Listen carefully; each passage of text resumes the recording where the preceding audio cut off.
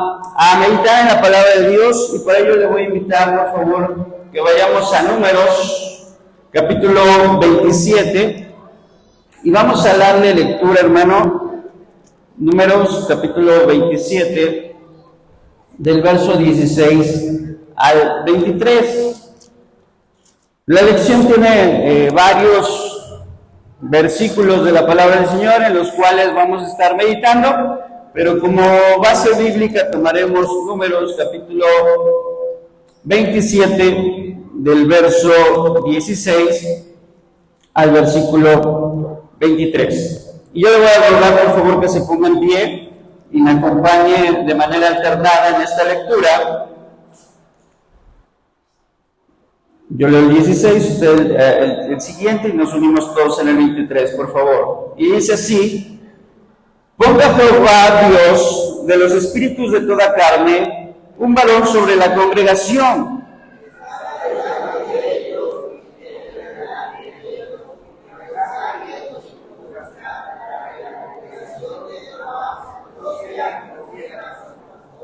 Y Jehová dijo a Moisés: toma a Josué, hijo de Nun, varón en el cual hay espíritu, y pondrás tu mano sobre él.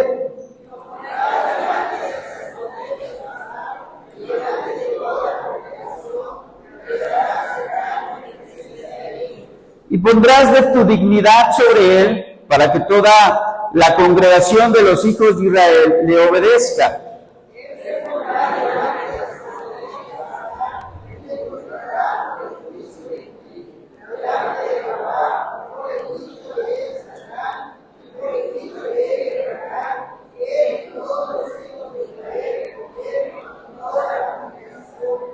Y Moisés hizo como Jehová le había mandado, pues tomó a Josué y lo puso delante del sacerdote Eleazar y de toda la congregación, y puso sobre él sus manos y le dio el cargo como Jehová había mandado por mano de Moisés. Oremos. Señor Dios Todopoderoso, en esta hora, Padre bendito, te rogamos y te exaltamos, Señor, y te pedimos por esta palabra, Dios eterno, que nos concedas la dicha, el privilegio de poder entender tu voluntad.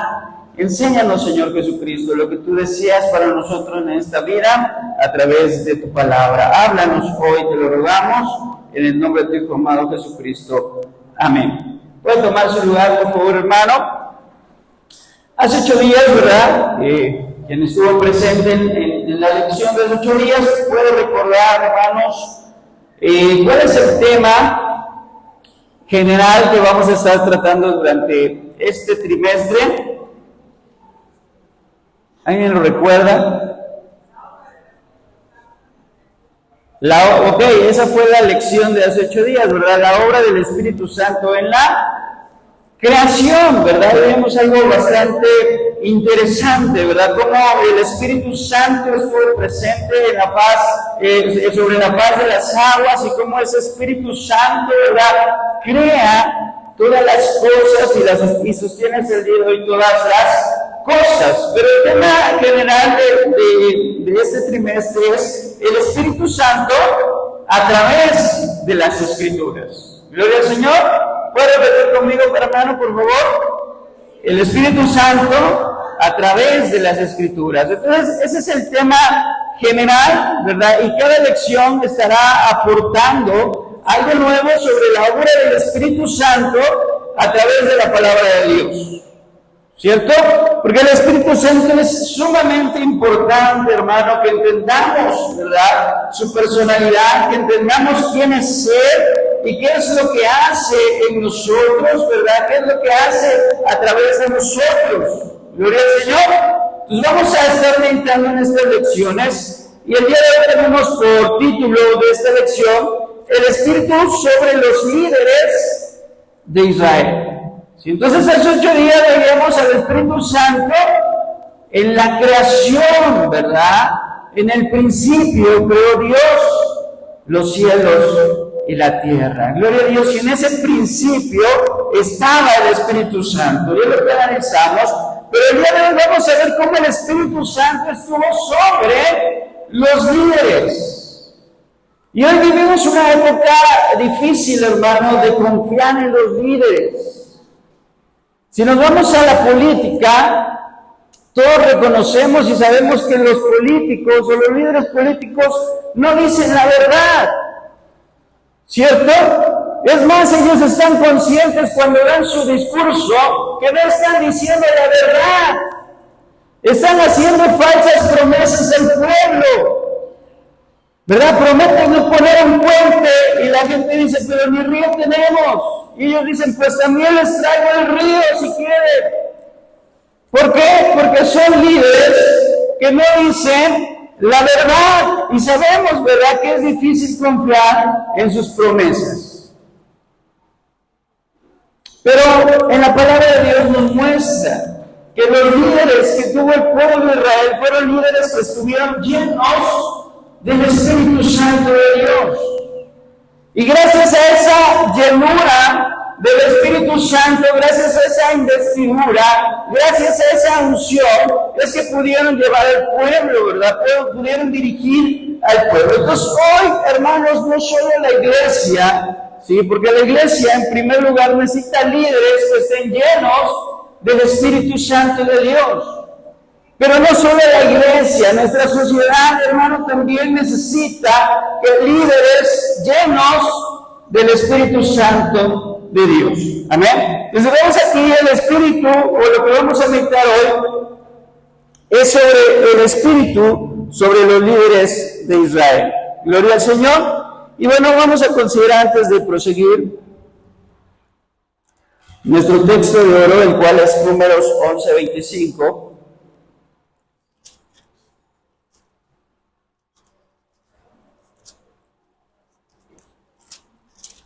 Números 11:25, que dice, lo puede leer conmigo por favor, hermano, dice, entonces Jehová descendió en la nube y le habló y tomó del espíritu que estaba en él y lo puso en los 70 varones ancianos, y cuando posó sobre ellos el espíritu, profetizaron y no cesaron. Números 11:25, una vez más dice, entonces Jehová descendió en la nube y le habló y tomó el espíritu que estaba en él y lo puso en los 70 varones ancianos, y cuando posó sobre ellos el espíritu, profetizaron y no cesaron. ¿Cuántos dan gloria al Señor? Un poquito del contexto de este versículo, ¿verdad? Moisés estaba dirigiendo una gran nación y lo estaba haciendo solo. Y Dios le dice, ¿sabes qué? Su suegro le dice, ¿sabes qué? No puedes solo. Necesitas líderes que te ayuden. Necesitas ancianos, ¿verdad? La palabra anciano no necesariamente, en la palabra de Dios habla de una persona de edad adulta. La palabra anciano se refiere a una persona con liderazgo. Una persona, ¿verdad?, que influye en los demás. Y entonces le dice, búscate 70 ancianos que te ayuden a gobernar sobre esta nación. Y de todo Israel se escogen a 70 hombres. Y aquí, ¿verdad?, la palabra de Dios nos dice que fue necesario que sobre esos hombres descendiera el Espíritu. Gloria a Dios. Y cuando posó sobre ellos el Espíritu, ¿qué hicieron? Profetizaron. Amén. Eran siervos de Dios, eran hombres de Dios, eran profetas de Dios, que en ese momento, ¿verdad?, fueron escogidos por Dios. Amén. Bien, veamos en primer lugar, ¿por qué es importante el Espíritu Santo de Dios en los líderes? En primer lugar, porque el Espíritu Santo trae sabiduría y discernimiento. Y vamos a ver un ejemplo de un líder que fue escogido por Dios, ¿verdad? Que fue en este caso José. Todos conocemos la historia de José, o en su gran mayoría la hemos escuchado, pero vayamos por favor a Génesis 41, verso 38, por favor, hermano. Génesis 41, versículo 38, y lo leemos juntos. Y dijo Faraón a sus siervos: ¿acaso hallaremos a otro hombre como este en quien esté el Espíritu de Dios? Bien, José, hermanos, era la historia, ¿verdad? Como empieza narrando su biografía, nos dice que era el hijo consentido de su padre. ¿Quién fue el padre de José, hermano? ¿Quién? Jacob. Gloria al Señor. Jacob fue el padre de José. Y en su época José era el hijo menor. Y también era el hijo consentido. Era el hijo que amaba a Jacob. Y tanto, ¿verdad?, que le mandó a hacer una túnica de colores, una túnica especial que lo diferenciara de todos sus hermanos. Pero esto llevó a que José se ganara la envidia y el rencor de su familia, del resto de sus hermanos, y sus hermanos lo odiaban tanto, hermano, que usted sabe la historia, lo querían matar. Pero el hijo mayor de Jacob, ¿verdad?, quería protegerlo. ¿Sí? Y Rubén les dice: ¿saben qué? ¿Por qué vamos a matar a nuestro hermano? Vamos a echarlo en esta cisterna, ¿verdad? Pensando que después de que pasara el día iba a tomar a su hermano y se lo iba a llevar a su padre porque se sentía responsable por él. Pero no, en eso se descuida el hijo mayor y los otros hermanos dicen: ¿sabes qué? Vamos a vender a nuestro hermano. ¿Para qué lo matamos? ¿Y para qué vamos a manchar nuestras manos con la sangre de nuestro hermano? Vamos a venderlo a los madianitas. Y pasaba esta caravana, ¿verdad?, que compraba hombres como esclavos y lo venden a José. Y José termina ¿en dónde, hermanos? En Egipto, como un esclavo. Y pasaron, hermano, 13 años. 13 años fue José esclavo en Egipto. Y durante esos años le pasaron muchas cosas, ¿verdad? Es cierto que Dios estaba con él. Pero en una ocasión, ya teniendo un puesto importante con su amo Potifar, dice que la mujer de este lo deseaba y lo acosaba, pero José se negó a estar con ella y por eso lo incriminó, y esto lo llevó a pasar 2 años en la cárcel. Un hombre justo, un hombre bueno, un joven íntegro, que fue vendido como esclavo, alejado de sus padres, alejado de sus madres, alejado de su familia. Un hombre, ¿verdad?, que llevando bien los negocios de su señor, injustamente es vendido como esclavo y pasa años en esa cárcel. Y uno podría, yo creo que seguramente, ¿verdad?, cuando las cosas parecían mejorar en su vida, siempre se caracterizaba esto en José: pasaba algo peor. Y yo imagino, ¿verdad?, que él siempre que le pasaba algo decía: ¿por qué a mí? Si yo no era como mis hermanos eran malos, ¿verdad? Y ciertamente los hijos de Jacob, si estudiamos la historia, ¿verdad?, no fueron hombres buenos, fueron hombres sanguinarios, fueron hombres que eran capaces de matar o vender a su propio hermano.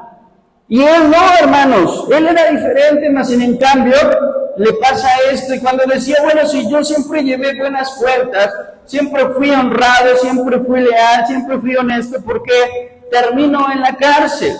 Pero debemos entender algo muy importante, y es que Dios lo había llevado a esa cárcel, Dios lo había llevado a ese país como esclavo, Dios lo había introducido en ese lugar, porque Él tenía, ¿verdad?, un plan para su vida, y Dios lo había llevado a un lugar preciso y en un tiempo apropiado. Porque si él no hubiera sido vendido como esclavo, y si no hubiera estado en la cárcel, nunca hubiera conocido al faraón. Nunca hubiera, hermano, estado al mando de todo Egipto. José llegó a ser si usted lo sabe bien, el segundo de la casa de Faraón, es decir, el segundo principal después del Faraón. Y si José no hubiera estado en ese lugar preciso, en esa época, no hubiese interpretado el sueño del Faraón y no hubiese armado todo un plan para que no solamente Egipto pudiera sobrevivir, sino que las naciones y principalmente Israel pudiera sobrevivir. Vemos que Dios a este líder, ¿verdad? A José le da la sabiduría para poder entender un sueño y para poder interpretar su significado.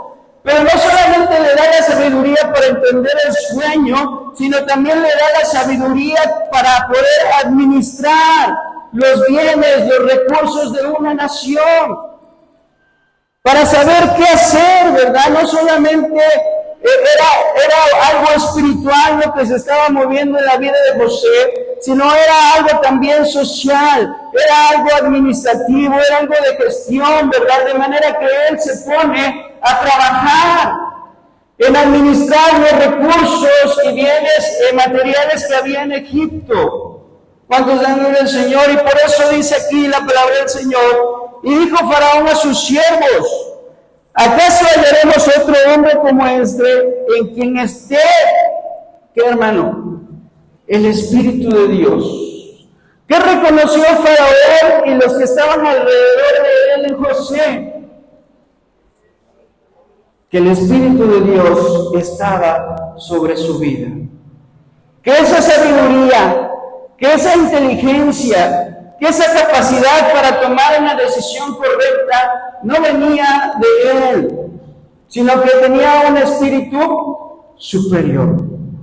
Hoy, hermano, nuestra sociedad necesita hombres que tengan el Espíritu de Dios para tomar decisiones correctas. Hoy nosotros en nuestro hogar necesitamos el Espíritu de Dios para tomar decisiones correctas. En nuestro trabajo también, para poder tomar decisiones correctas, necesitamos que, hermano, el Espíritu de Dios.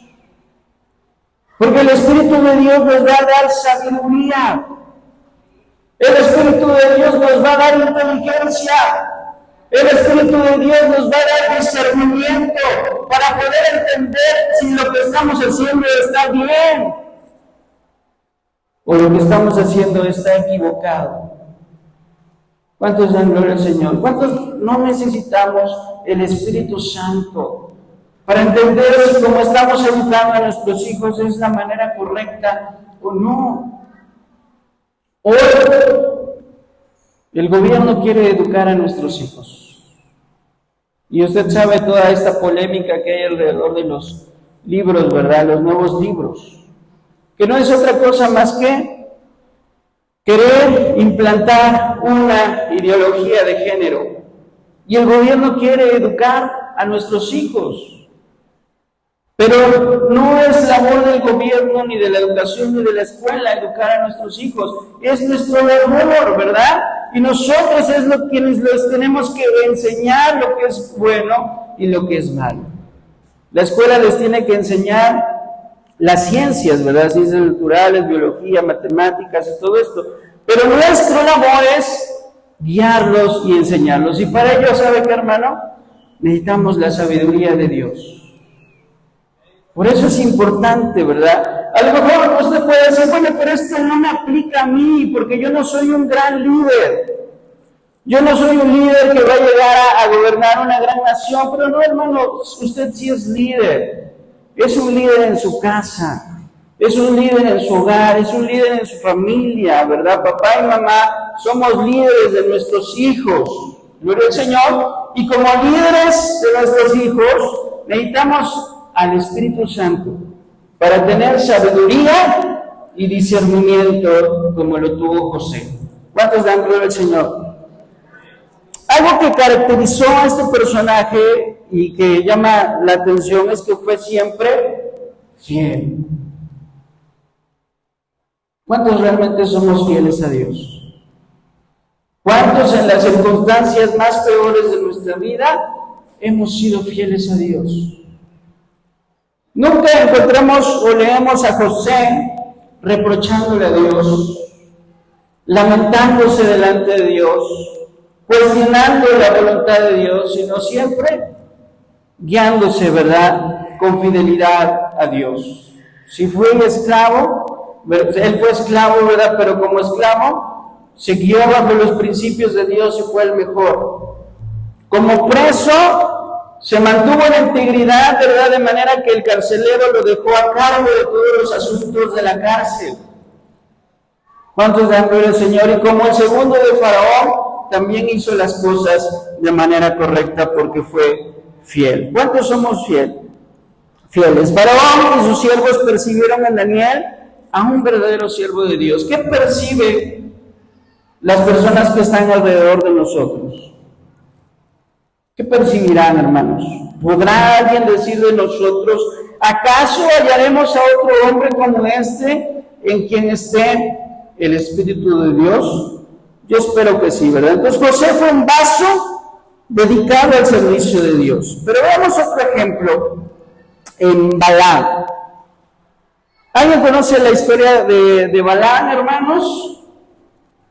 ¿Quién fue Balaam? Vayamos a Números 24, si alguien quiere participar, ¿verdad? Y dice, hermano, Balaam fue esto, lo puede hacer. Números 24. ¿Qué fue Balaam, hermanos? ¿Alguien recuerda? Ahí por ahí de sus en parvulitos, ¿verdad? Cuando nos decían de Balaam. Un profeta, ¿verdad? ¿Cuál fue el acontecimiento que más distingue a Balaam? De hecho, ahí está en la diapositiva, puse una imagen, no sé si alcanza a ver. ¿Qué hay? Bueno, de principio hay un hombre, ¿verdad?, sentado sobre un burro, o una burra, ¿verdad?, más bien. ¿Y qué hizo este animalito? Le habló, ¿verdad? Habló a Balaam, porque se le apareció un ángel, y no avanzaba ese animal de carga, no avanzaba, y Balaam le pegaba, y él le dice, ¿pero por qué me pegas? No puedo seguir, no puedo avanzar porque hay un ángel, ¿verdad? Y le habla este animal a Balaam. Entonces ya recordamos quién fue Balaam. Bien, pero ¿qué fue lo más, cómo fue identificado? Fue contratado, ¿verdad? Este hombre sale en la Escritura porque fue contratado para maldecir al pueblo de Dios, ¿sí? Un rey lo busca y le dice, ¿sabes qué? El rey Balac lo busca y le dice, ¿sabes qué, Balaam? Yo he escuchado que tú eres profeta de Jehová y necesito que como profeta de Jehová maldigas al pueblo de Israel. Y Balaam le dice, mira, ¿sabes qué? Yo puedo maldecir y maldigo a las naciones, pero solamente si Jehová me lo permite.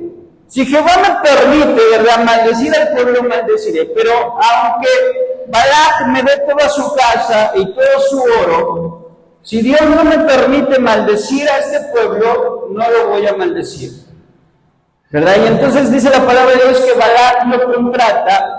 Balaam sube a una montaña, ve el campamento de Israel y le dice, ¿sabes qué? No lo puedo maldecir. No lo puedo maldecir porque Dios, Jehová, no me lo permite. Llega una segunda ocasión, ¿verdad? Dice, bueno, vuélvelo a intentar, te voy a pagar más dinero. Y Balaam, pues sabemos que le gustaba, ¿qué, hermano? Le gustaba el dinero a este personaje. Le gustaba el dinero y dice, bueno, ¿cuánto más me ofreces? Le aumento la cantidad, te ofrecí 1 millón, ahora te ofrezco 2 millones. Va, por 2 millones sí subo al monte. Ya sube al monte, ve a Israel y no puede maldecirle. Y ¿sabes qué? No puedo. Y le dice este rey, bueno, inténtalo una tercera vez, te voy a dar más, ¿verdad? Y es lo que leemos ahí en Números 24:1.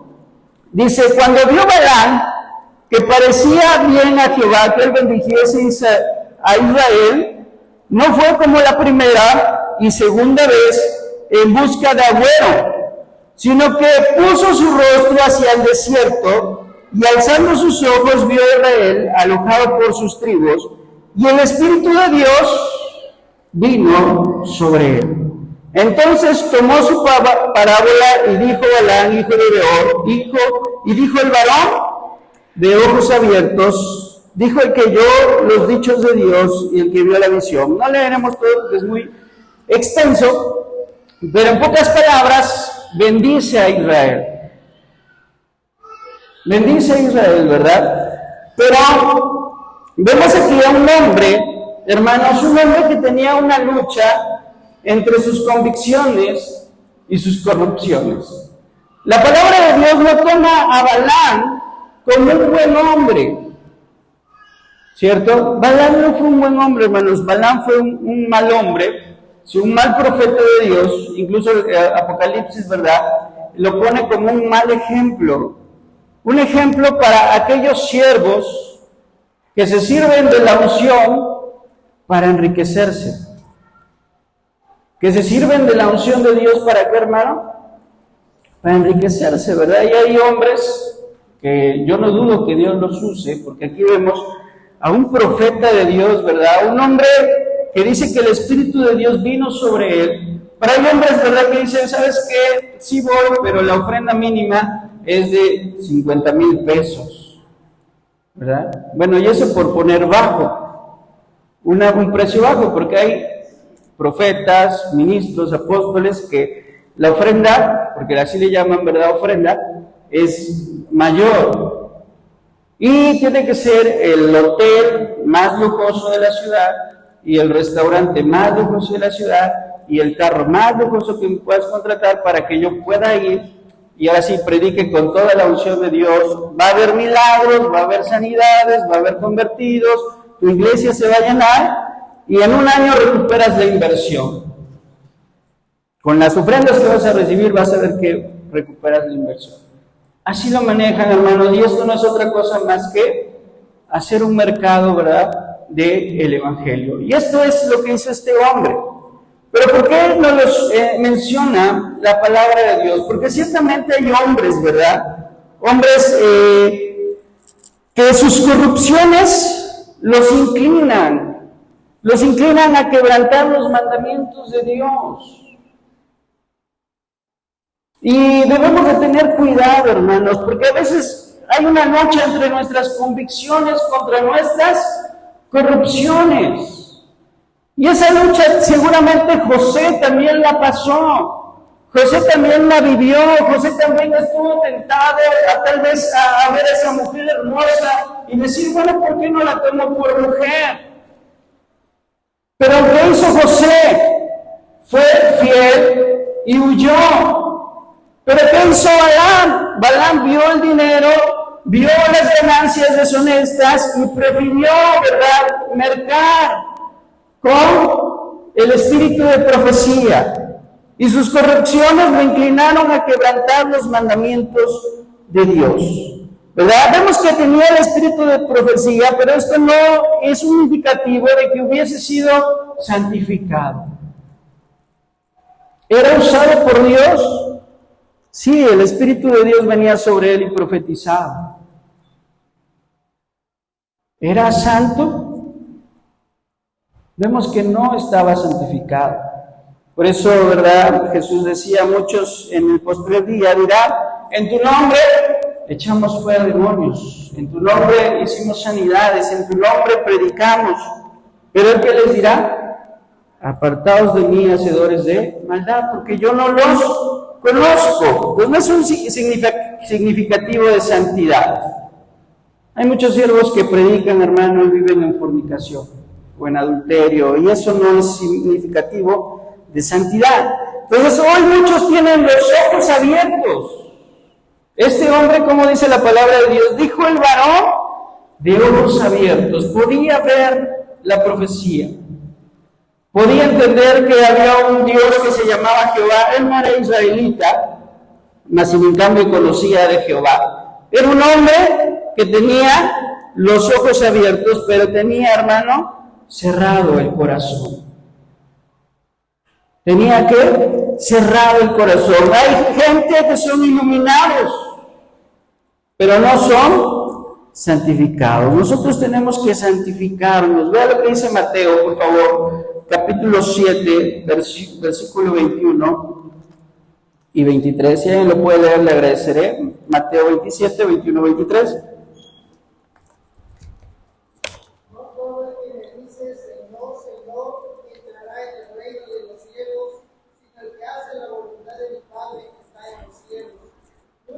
En aquel día, Señor, Señor, no profetizamos en tu nombre, y en tu nombre echamos fuera demonios, y en tu nombre hicimos muchos milagros, y entonces les señalaré, nunca os conocí, apartados de mí, hacedores de maldad. Gracias, hermana. Vemos aquí lo que les mencionaba hace unos momentos, pero ¿cuál es el requisito entonces, hermano? Orar, hablar en lenguas, echar fuera demonios. ¿Cuál es el requisito? ¿Qué entendemos de estos versículos, por favor? Dice, no todo el que me dice Señor, Señor, entrará en el reino de los cielos, sino ¿quiénes? El que obedece, gloria al Señor, el que hace la voluntad de Dios. Dice, el que hace la voluntad de mi Padre, ese es el que va a entrar. Entonces, ¿qué tenemos que hacer, hermano? Ser como José, ser fieles, ser obedientes. Balaam, sus corrupciones lo inclinaron a desobedecer a Dios. Y no todo, ¿verdad? El que hace grandes cosas, si no es obediente, de nada sirve. ¿Cuáles son los frutos del Espíritu? Mas el fruto del Espíritu es gozo, paz, paciencia, bondad, benignidad, ¿verdad? Contra tales cosas no hay ley. Veamos lo que dice Gálatas 5, 6. Dice, porque en Cristo Jesús ni la circuncisión vale algo, ni la incircuncisión, sino la fe que obra por el amor. ¿Cuántos dan gloria al Señor? La fe que obra, ¿por qué, hermanos? Por el amor. Entonces podemos tener muchos dones, podemos hacer muchas, o aparentar que Dios nos usa mucho, pero si no hay amor en nosotros, nada somos. El mismo pensamiento lo refuerza 1 Corintios 13, ¿verdad? Usted sabe qué dice ahí. Vamos a leerlo, por favor, 1 Corintios 13. Es un versículo muy conocido, o versículos muy conocidos, que dice, si yo rezo en lenguas humanas y angélicas, si no tengo amor, vengo a ser como metal que resuena, o címbalo que retiñe. Y si tuviese profecía y entendiese todos los misterios y toda la ciencia y tuviese toda la fe, de tal manera es que trasladase los montes y no tengo amor, nada soy. Entonces vemos que ¿qué es más importante, hermano? El amor y la obediencia. Gloria al Señor. Amar a Dios con todo nuestro corazón y amar a nuestro prójimo como a nosotros mismos. Si cumplimos eso y somos obedientes para con Dios, hermano, seremos como José, vasos usados para honra, y no como Balaam, que pues, lamentablemente terminó mal en su camino. Vemos en segundo lugar la unción y la acción profética, ¿verdad? Necesitamos, cuando Dios unge o ungió a sus líderes en el Antiguo Testamento, vemos algo muy importante y no solamente es la llenura del Espíritu Santo, sino también la manifestación de la profecía. Vamos a ver lo que nos dice Números, capítulo 11, verso 25 y 26. Entonces Jehová descendió en la nube y habló y tomó del espíritu que estaba en él, y lo puso en los 70 varones ancianos, y cuando posó sobre ellos el espíritu, profetizaron y no cesaron.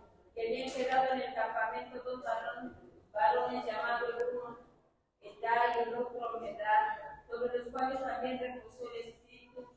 Estaban estos entre los escritos, pero no habían venido al tabernáculo y profetizaron en el campamento. Gracias, hermana. Aquí vemos lo que comentábamos de nuestro texto de oro, ¿verdad? Se necesitaban líderes que acompañaran a Moisés en el servicio de gobernar el pueblo de Israel. Se escogen hombres, van al tabernáculo, son llenos del Espíritu y empiezan a profetizar. Pero dice la palabra de Dios que habían quedado en el campamento 2 varones, es decir, de esos que habían escogido, 2 no se habían presentado. Muy probablemente, menciona el comentarista de la elección, que muy probablemente sentían demasiado digno o se sentían demasiado pequeños para esta tarea, para este labor. Y entonces no fueron, no se presentaron al tabernáculo. Digamos, no estaban ahí en la reunión, sino que estaban en sus casas. Estaban en el campamento, a lo mejor estaban en la calle, estaban haciendo su trabajo. Estaban lejos de donde estaba Moisés, ¿sí? Y estos 2 hombres, se llamaba uno Eldad y el otro se llamaba Medad. Pero estando ahí en ese lugar, ¿verdad? Sobre ellos también reposó el Espíritu. ¿Cuántos dan gloria a Dios? ¿Sí? Y dice, no habían venido al tabernáculo, pero profetizaron en el campamento. Ahí donde estaban, ¿verdad?, haciendo sus actividades, a lo mejor estaban todavía en su casa o estaban en el mercado, pero en ese lugar empezaron ¿a qué? A profetizar, porque sobre ellos también llegó el Espíritu Santo de Dios. ¿Y qué nos enseña esto, hermano? La soberanía del Espíritu Santo. Él toma, ¿verdad?, a quien quiere tomar. Él llena a quien quiere llenar. Así sea un joven, así sea un anciano, así sea un niño, Dios, ¿verdad? El Espíritu Santo lo puede llenar. ¿Cuántos dan gloria al Señor? Él es soberano, Él puede llenar a quien Él quiera con su Espíritu Santo. Eldad y Medad son un ejemplo de ellos. Participaron del espíritu profético de Moisés, porque no era Moisés el que lo impartía. No era Moisés que imponía las manos sobre ellos, no era Moisés que oraba ahí en el tabernáculo, sino que era la soberanía de Dios. Gloria al Señor. Era la soberanía de Dios. Y vemos que Josué incluso pidió que lo callasen, ¿verdad? Josué dice en el verso 28, entonces respondió Josué, hijo de Nun, ayudante de Moisés, uno de sus jóvenes, y le dijo a Moisés, impídelos, es decir, cállalos, que ya no sigan hablando. Y Moisés le respondió, ¿tienes tú celos por mí? Ojalá todo el pueblo de Jehová fuese profeta, y que Jehová pusiese su espíritu sobre todos ellos. Gloria al Señor. El Espíritu de Dios, hermano, es para todos. Gloria al Señor. El Espíritu Santo puede tomarte a ti, puede tomarme a mí, puede usarnos. Y nunca, eso también nos enseña, nunca debemos impedir, ¿verdad? O tratar de impedir que el Espíritu Santo hable sobre otras personas. Amén. Yo en una ocasión, en un congreso, veía adolescentes que fueron bautizados con el Espíritu Santo de Dios y profetizaban. Y mucha gente los criticaba y decía, bueno, pero ¿por qué son niños? ¿Verdad? Andan ahí orando por los demás o ministrando a los demás. Pero el Espíritu Santo puede tomar a quien Él quiere o desee, ¿verdad? De hecho, en la historia de la iglesia, Dios ha usado de grande manera incluso a niños en la evangelización y en la manifestación del poder de Dios. Entonces nunca debemos impedir a nadie, ¿verdad?, que hable si es que tiene el Espíritu Santo de Dios. Otro ejemplo de ellos lo vemos vamos allá por favor, a Primera de Samuel, capítulo 10, verso 6.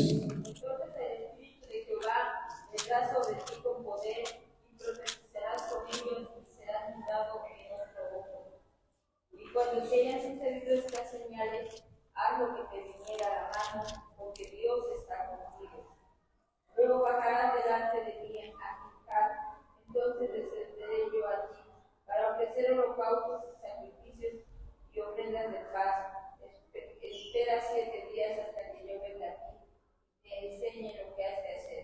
Aconteció luego que al volver a él la espalda para apartarse de Samuel, le mudó Dios su corazón, y todas estas señales se acontecieron en aquel día. Y cuando llegaron allá a Gilgal, he aquí la compañía de los profetas que venían a encontrarse con él, y el Espíritu de Dios vino sobre él con poder, y profetizó entre ellos. Gracias, hermana. Aquí vemos dos ejemplos de profetas, ¿verdad? Samuel, que era el juez de aquella época y un siervo de Dios, y que profetizaba, y le da esta profecía a Saúl.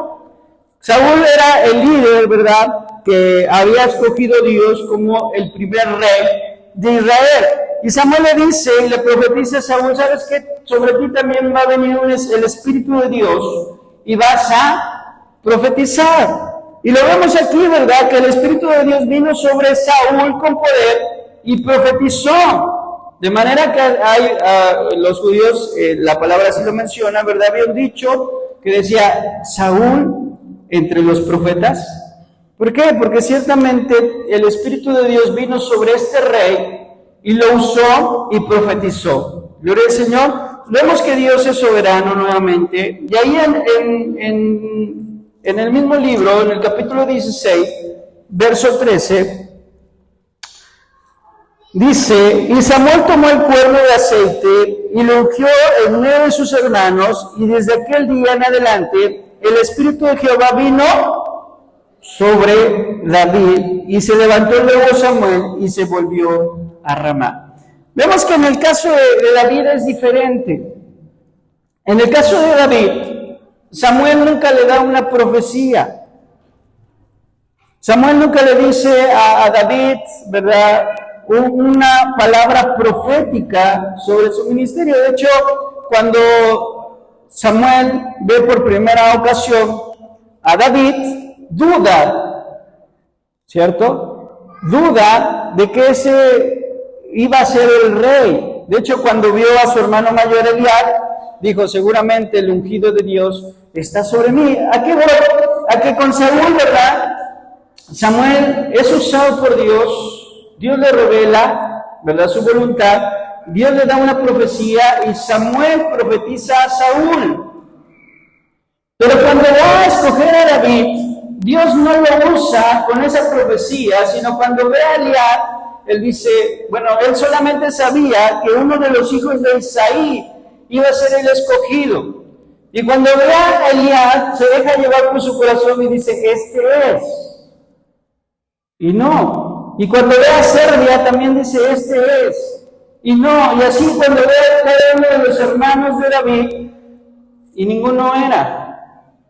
Entonces no vemos al Espíritu de Dios, ¿verdad?, revelándole a Samuel en ese momento quién era. Y cuando ve a David, lo único que hace, bueno, pues ya es este, ¿verdad? Y Dios le dice: no mires su apariencia, porque yo no miro, ¿verdad?, lo que el hombre mira, sino que yo miro su corazón. Y no le da ninguna palabra, simplemente lo unge, pero en ese momento el Espíritu de Dios unge a David. Entonces vemos, ¿verdad?, que en algunas ocasiones el Espíritu de profecía sí usó a Samuel directamente sobre, en este caso, sobre dos asuntos específicos, que era el rey de Israel. En una sí y en una ocasión no. Gloria al Señor. Pero aquí vemos algo sumamente importante, que el Espíritu de Dios vino sobre David y se levantó luego Samuel y se volvió a Ramá.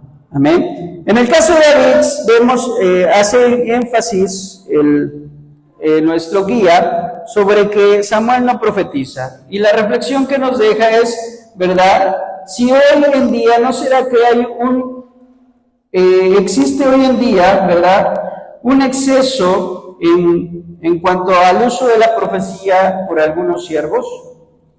Y sí, ¿verdad? A veces vemos como en algunas congregaciones o en algunas campañas, el profeta da una y otra profecía y otra profecía y otra profecía, y hay demasiadas profecías. Pero en la palabra de Dios vemos que en algunas ocasiones sí se daba esa profecía y en algunas ocasiones no. Entonces por eso necesitamos al Espíritu Santo de Dios, ¿verdad? Para tener ese discernimiento también y esa sabiduría. Pero ¿cuál era la función del Espíritu Santo aquí? Vemos que ungía, derramaba esa unción específica para una tarea y conllevaba con ello también una acción profética. En el caso de David también podemos decir que fue un profeta de Dios. Amén. Porque muchos de sus salmos son proféticos. Entonces tanto Samuel, Saúl y David tuvieron esa acción profética en sus vidas. Ahora, ¿por qué será bueno, verdad, que en los líderes haya esa acción profética? ¿Por qué, hermanos? ¿Por qué cree usted que sea importante, verdad, esa unción y esa profecía? ¿Alguien que quiera a lo mejor dar su punto de vista? Gloria al Señor. Muchas gracias, hermana. ¿Quién fue? Muchas gracias, hermana. Exactamente, porque necesitamos que, hermano, la guía. ¿Quién conoce el futuro? Dios. ¿Quién conoce, verdad, lo que va a pasar? Dios. Necesitamos esa acción profética también para que el Señor nos revele lo que viene adelante y nos sirva como una, ¿qué, hermano? Una guía. Gloria al Señor. Y bueno, número 3, vemos la transmisión de poder y responsabilidad en los líderes. Dios le da instrucciones específicas a Moisés. Veamos ahí en Números, capítulo 27. Números, capítulo 27, verso 16. ¿Qué es lo que leíamos? En un inicio no lo vamos a leer nuevamente, hermano, pero sí vamos a Números, capítulo 27, verso 16.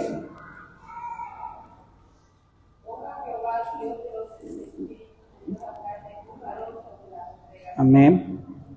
Así es, hermana, muchas gracias.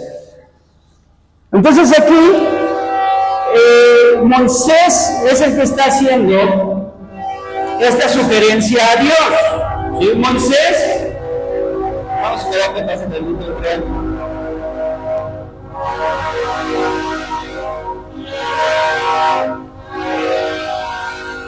Gloria al Señor. Moisés era el líder de esa época, era el líder de la congregación de Israel. Y mismo Moisés le sugiere a Dios, ¿verdad? Ponga Jehová, Dios de los espíritus de toda carne, un varón sobre la congregación. Y dice Moisés que salga delante de ellos y que entre delante de ellos, que los saque y los introduzca para que la congregación de Jehová no sea como ovejas sin pastor. Es decir, el mismo Moisés está pidiendo un sucesor, un líder que lo pueda sustituir, un líder que pueda continuar con su trabajo, un líder que pueda, ¿verdad?, continuar con la obra que él estaba haciendo. ¿Y por qué es interesante ver esta acción en Moisés? Porque lo más difícil de un líder es entender que se ha terminado su tiempo. Y esto lo he visto en muchas ocasiones, hermano. Es muy difícil para alguien que ha tenido un liderazgo, que ha tenido a lo mejor un cargo dentro de la iglesia, un puesto dentro de una empresa, una posición de líder. Es muy difícil entender que su tiempo ha terminado y que ya no tiene que seguir tomando decisiones, ni haciendo propuestas, ni, ¿verdad?, sino que ahora hay otro que está a cargo. Entonces es algo muy complicado. Para los que han tenido liderazgo, seguramente lo han de entender. Lo más difícil de un líder es entender que su tiempo ha concluido, ha terminado y que es hora de ceder el lugar a otro. Más sin en cambio, vemos la actitud de Moisés, que le dice: ¿sabes qué, Dios? Tú tienes que levantar a alguien. Tú tienes que poner a alguien para que la congregación no sea como ovejas sin pastor. Esto nos habla de un hombre lleno de mansedumbre. Entonces, ¿qué pasa con Moisés? Que Moisés se sometió a la voluntad divina. Y vemos lo que dice, sigue diciendo, y Jehová dijo a Moisés, toma a Josué, hijo de Nun. Veamos las características de este hombre. Varón en el cual hay espíritu. Y pondrás tu mano sobre él, y lo pondrás delante del sacerdote Eleazar, y delante de toda la congregación, y le darás el cargo en presencia de ellos. Gloria al Señor, porque Dios escoge a un hombre, hermanos, para que pueda ser el nuevo líder de Israel. ¿Por qué Josué? Bien, Josué, hermanos, era el único de esa época en la que está el contexto de nuestros versículos, que tenía más de 21 años. Ya era un hombre maduro, pero había poca gente de su edad. De hecho, solamente Caleb y él. Porque todos los que salieron de Egipto murieron en el desierto. Todos los que salieron de su generación, ¿qué pasó con ellos, hermano? Murieron en el desierto. Y solamente en esa época había jóvenes de 21 años para abajo. Entonces, era una nación joven, principalmente compuesta por jóvenes. Y Josué era uno de ellos. Entonces, Josué tenía estas características. Era un hombre que había sido esclavo, conocía la esclavitud, era un hombre que había sido testigo de lo que Dios había hecho en Egipto, conocía el poder de Dios, conocía la obra de Dios, ¿verdad? Era un hombre que cuando fue como espía a Palestina, ¿verdad?, regresó con fe y dijo, vayamos y tomemos la tierra porque Dios nos las va a dar en nuestras manos. Entonces era un hombre de fe, era un hombre de valor también, y era un hombre, hermanos, fiel, que siempre estuvo al servicio de Moisés, siempre, nunca se apartó. De hecho, fue el único que cuando Moisés sube al Sinaí, es el único hombre que lo acompaña, porque todos los demás tenían miedo de escuchar la voz de Dios. Y Moisés y Josué, durante los 40 días que estuvo Moisés, ¿verdad?, y que el pueblo lo creyó muerto, Josué no estuvo en la congregación, Josué estuvo en la montaña esperando ver descender a Moisés. ¿Cuántos dan gloria a Dios? Pues por todo esto, hermanos, Dios lo escoge como el nuevo líder. Y lo tenía que poner, que hermano, pondrás tu mano sobre él. ¿Y qué significa o qué simboliza el poner la mano sobre alguien? Es un símbolo de transferencia. Gloria al Señor, es un símbolo de transferencia, que en ese momento, ¿verdad? Y esto lo vemos en el Nuevo Testamento, por favor, Hechos capítulo 8, 17. Hechos capítulo 8, verso 17. Entonces les ponían las manos y recibían el Espíritu Santo. Gloria al Señor. Entonces, ¿qué pasaba, hermanos? Los apóstoles o los que tenían el Espíritu Santo iban sobre los que no, imponían las manos, y estos que pasaban recibían. Hechos 13, 2 y 3. Ministrando estos al Señor y ayunando, dijo el Espíritu Santo, apartadme a Bernabé y a Saulo para obra del que los he llamado. Entonces, habiendo ayunado y orado, les impusieron las manos y los despidieron. ¿Quiénes? Los líderes de la iglesia. Tomaron a estos hombres, pusieron las manos, porque el poner las manos es un símbolo ¿de qué? De transferencia. Hermano, cuando ore por sus hijos, impóngale sus manos.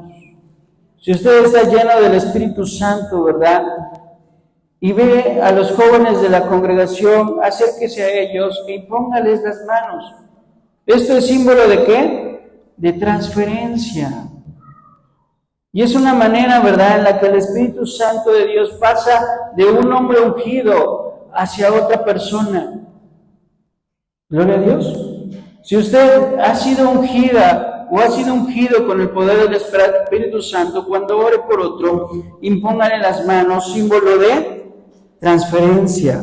Y vamos a ver cómo Dios, ¿verdad?, unge a través de nosotros también. Entonces Dios le declara a Moisés que Josué era el líder más indicado como sucesor. Dice, y lo pondrás delante del sacerdote y delante de toda la congregación. Todo esto, esta ceremonia lo tenía que hacer, ¿verdad? Moisés, delante de Eleazar, el sumo sacerdote de esa época, y delante de toda la congregación, para que todo el pueblo pudiera ver que Josué era el nuevo líder. Y otra frase que llama la atención, ¿verdad?, es donde dice, y pondrás de tu dignidad sobre él. ¿Sí? La palabra dignidad aquí hace referencia, ¿verdad?, al honor y al respeto. Todo el mundo respetaba y honraba a Moisés. Y cuando es tiempo de ceder su liderazgo, pone de su dignidad sobre él, ¿verdad? Es decir, pide a todo el pueblo que honre y respeten a Josué. Gloria al Señor. Y esto es lo que hace un buen líder cuando cede el liderazgo. Entonces, Moisés cumple con las instrucciones que Dios le da. Moisés cumple cabalmente las instrucciones de Dios. Estas parecían menguar su personalidad y dejar a sus hijos sin un puesto. Es decir, estaba ya renunciando en este acto protocolario, estaba ya renunciando, ¿verdad?, a ser el líder. Ya no iba a ser más el líder. Esto hacía que su personalidad pareciese, ¿verdad?, menguar o empequeñecerse, y también implicaba que ninguno de sus hijos iba a ser su sucesor. Pero esto a Moisés no le importó, sino que él cedió el liderazgo a quien se tenía que ceder. Entonces vemos un ejemplo de abnegación y de sumisión a la voluntad de Dios. Como conclusión, hermano, no debemos olvidar que si Dios llama a alguien, éste tendrá la capacidad y la gracia necesaria para realizar aquello por lo cual Dios lo ha llamado. ¿Cuántos dan gloria al Señor? Dios puede llamarnos, hermano. No importa quiénes seamos. Dios puede llamarte a lo mejor a un pastorado, a ser evangelista, a ser profeta, a ser ministro, a ser diácono, a muchas cosas Dios nos puede hablar. Pero debemos entender que cuando Dios nos llama, Dios nos capacita. Amén. Dios nos, ¿qué, hermano? Capacita y nos da la gracia necesaria para cumplir el propósito por el cual nos ha llamado. ¿Y a través de qué nos va a capacitar? A través de la unción del Espíritu Santo. Dios te ha llamado a ser un buen padre, ¿cierto? A todos yo creo que Dios nos ha llamado a ser buenos padres. Pero para hacerlo necesitamos que Él nos capacite. ¿Y cómo lo va a hacer? Con la llenura de su Santo Espíritu. Y así podemos mencionar muchos ejemplos a los cuales Dios nos llama a ser buenas personas, buenos cristianos, buenos hijos, buenos creyentes. Y para todo ello, ¿qué necesitamos, hermano? La unción del Espíritu Santo. Todo líder del Antiguo Testamento, en general, no del Antiguo Testamento, todo líder de la Escritura, de la palabra de Dios, necesitó al Espíritu Santo para cumplir su propósito. Tú tienes un propósito. Yo tengo un propósito. Dios nos revela que cada uno de nosotros en esta vida venimos con un propósito. Y ese propósito, hermano, no es enriquecerte. Ese propósito no es divertirte. Ese propósito no es engrandecerte. Hay algo más que Dios tiene para ti. Pero si tú quieres, ¿verdad?, cumplir ese propósito de Dios, necesitamos de la unción de Dios. Necesitamos del Espíritu Santo de Dios. Entonces yo te invito, hermano, que en esta hora te pongas de pie. Y si tú quieres recibir esa unción, te invito a que vengas a este lugar